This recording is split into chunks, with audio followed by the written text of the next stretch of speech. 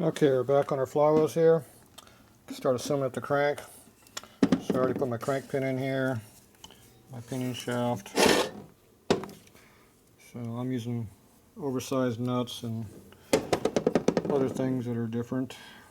So we have an Excel crank pin in here. They're hard to get, but they're still out there. They don't fail like gems, so they're good. This here is a big twin nut that I've cut down, so here's some more right here. I take the big twin crank pin nut, which is a lot bigger. And it's a little dinky ass, like a stock sportster would use. So here's a stock crank here. No nut in there though. Oh well. So anyway, these are a lot bigger anyway. So this here is one I was using. I cut this down from the big twin one, which looks like this. So you can see how much shorter it is. That's the same nut. See? Now this one here looks like an S&S nut. Could be a Gems nut, but it's not marked Gems, so I'm gonna guess it's an S&S nut. S&S nuts are pretty good, but Gems are better. Always Gems nuts are better than SS nuts. You can torque them probably 20% more before they fail. So, problem is Gems doesn't make nuts for everything. S&S makes nuts that fit most everything, as long as you mix and match them. So the nut they gave me for the special sprocket shaft I got right here. Actually, it's in the flywheel. This here is a stock one right here. So this is the special S&S one. This takes a crank pin style taper instead of the smaller one here. So you can see the difference in the thread between the two right there. Night and day difference. So here's a stock crank pin. So that's basically the difference in size between the two. So quite a bit difference. And we also step up the nut size from those small thread to a bigger thread. Now this here is the nut that came with the kit, right here. So that's what they want you to use, and you can see how much bigger my nut is than their nut. So I'm going to go ahead and use my big nut. So I'm going to cut that down and use that. I'm not going to use their little dinky baby nut. So I'm going to go ahead and cut this up and do that. So the way I'm going to do that is I'm going to go ahead and take an old crank pin. We're going to screw the nut onto the end of it here. And then I will go ahead and trim it down.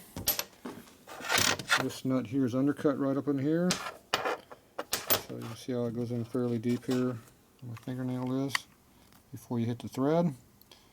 So I'm going to go ahead and cut that down flush just like I did on this one. And then I'll have a little bit of the shoulder here on the outside edge right here. Whoop, where you can see it on the outside when I cut down the rest of it this way. So first we're going to cut this shoulder down to 0 right there. Then we're going to flip it over and trim the nut down until this thickness here. And that should give me another one. And this way the nut will be fully threaded. See how there's threads all the way from one side to the other?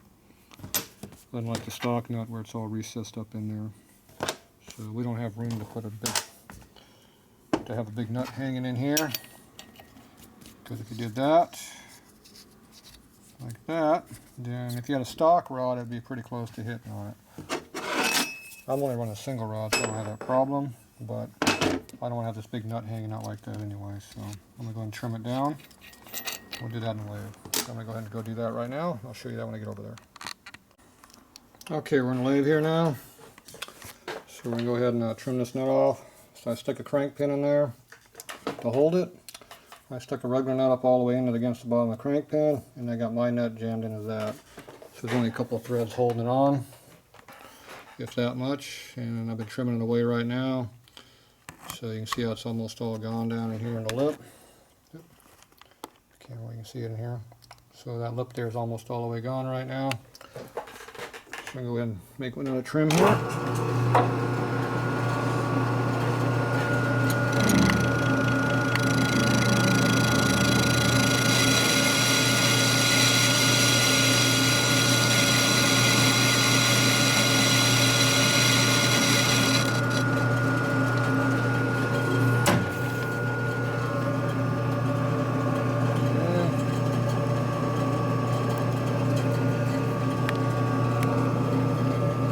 See how there's just a little bit left in there?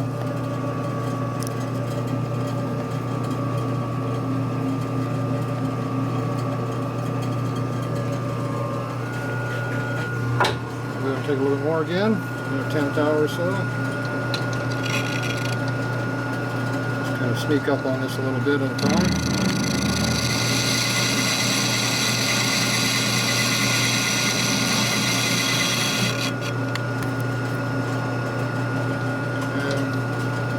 Call that done. I've got to put a shoulder here on the outside edge.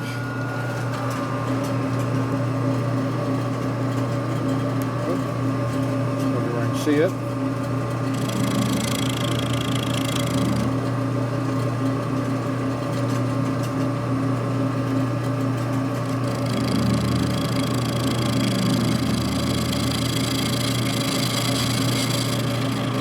Maybe up to there.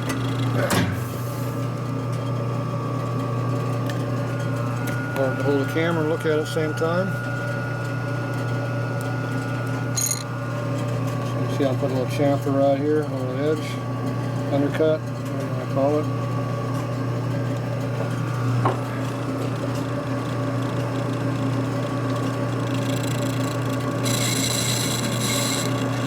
That'll be enough. Okay, so you go right down until it just catches the top here of the thread there. So now when you tighten this nut down, this outer hex part won't be jamming into your flywheel. Only the big shoulder part, big washer part right here will be biting into it.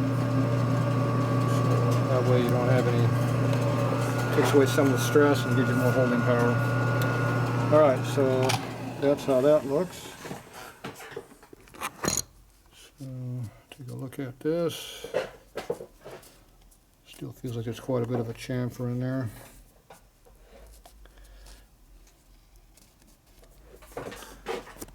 Alright, so this is the nut we had started with, so you can see how much thinner this one is than that one already. So I don't want to keep cutting away everything. So I'm going to go ahead and I'll leave this right now at this point. So I'm going to flip this around, cut the other half off. Alright, shouldn't be too tight.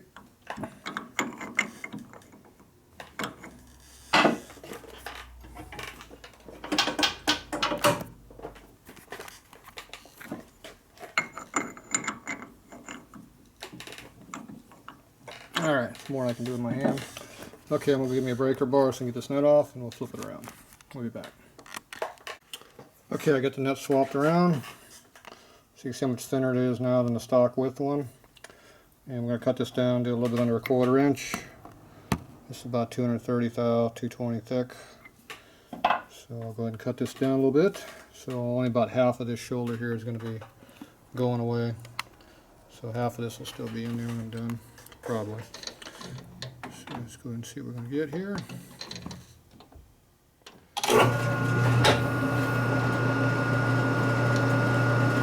That's how the nut's spinning nice and true, relatively close. You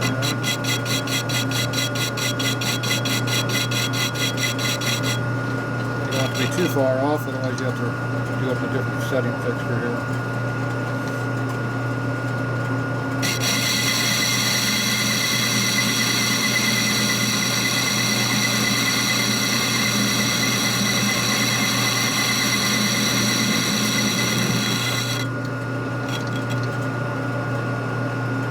You have a tendency to chatter because it's not holding very well in anything here. You got to keep your clutch light.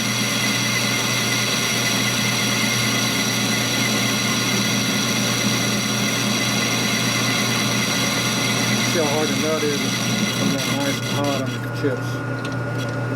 These are not soft nuts.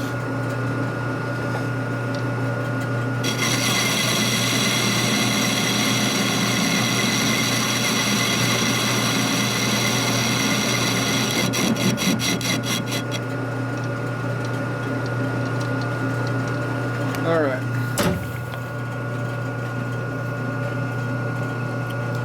Probably pretty close.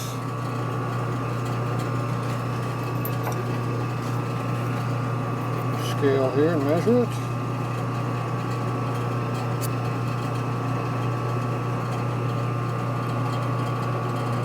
Looks like we're cut down to about 220, 210 area. I don't know if you can see that with the camera now with the light on. Oh well.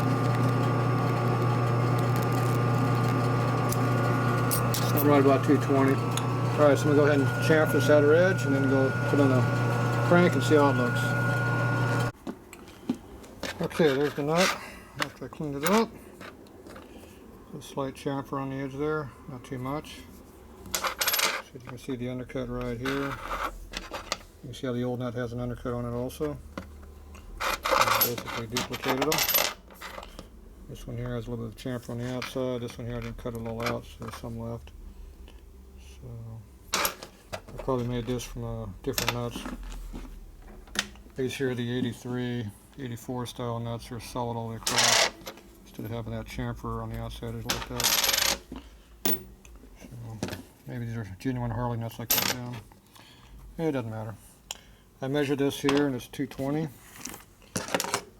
So there you go, 219.5. This one here was 230.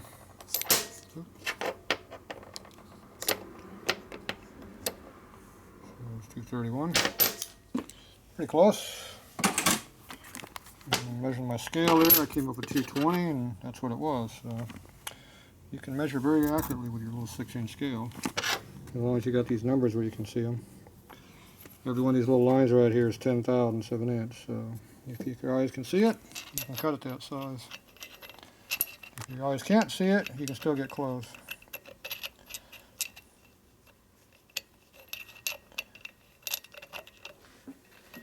Come on. There it goes. Didn't like me.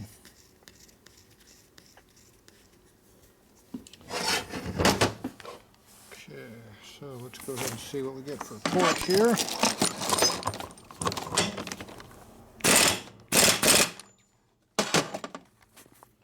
There's a couple hundred foot-pounds probably right there.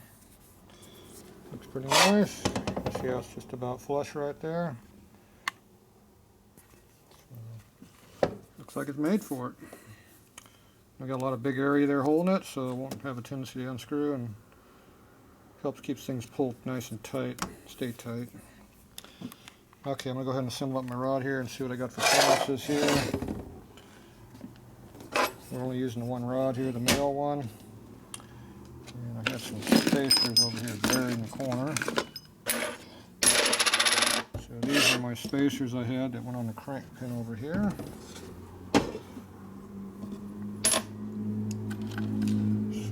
Here is, we got two different undercuts here. Light on that. You got a big undercut here and a light undercut here. And the difference is this does not recess into that one, it does recess into that one. So this here is a sportster connecting rod. And this here is a big twin bearing race. So if you look at it, the race is bigger than the rod is, so it overhangs into two sides. So that's why you got to undercut this here. The other undercut is for up between the flywheel here in case there's any kind of a lip. You just have an undercut there just in case. So Harley does the same thing with their nuts. If you notice how the nuts were made, same difference. Okay, so we're going to go ahead and these here I'll have to make new because these are going to have to be thinner. Because these were made for Sportster wheels and this is SNS wheels. So I'm going to have to make up these pieces. So I got to figure out what I'm going to need. So for now I'm just going to go ahead and mock up the crank and see what I got to work with on the width. So I'll put it together right now. Okay, there's the crank. I found out something I forgot to do. I forgot to put the two holes in here to hold the flywheel so you can assemble up the bearings on it. Oh well. I guess I really don't need them because I'm able to put that on no problem without using it. So more weight. 4 less things I do. Cut 4 holes. Leave them out. Okay, so I put one in here that I already owned, and then I'll just figure out the difference over on this side. And I'll split the difference on these, and we'll leave ourselves a nice good gap in there of about 30 to 50 thou. just to make sure you got plenty. So right now it looks like we're about 530 right now. Keep sliding over there. Damn it. So anyway, you might be able to see it. I can't see it through the camera. So we can also use our calipers right here and see what we come up with. Okay, so that 530 looks like it's about 520. It's hard to film and measure at the same time. Okay, so if we leave ourselves 30, that means we need about 490. So that's our max number, 490. I like them loose instead of tight, so it's more like 480 is what we're going to be using. I want to make sure everything's got lots and lots of clearances in here. So you make them tight, they stick. You can see how loose my rod is. So you gotta leave at least enough room to take up that slack right there. Probably 20 thou slop in that thing right like that. That's not sliding, that's just clearance in the bearings. Because I have a lot of clearance in these bearings, probably over 3 thou. Nice and loose so it doesn't stick at high RPM and the rollers roll. Rollers do not last very long when they're sliding, they like to roll. If you make them tight, they won't roll with high RPM.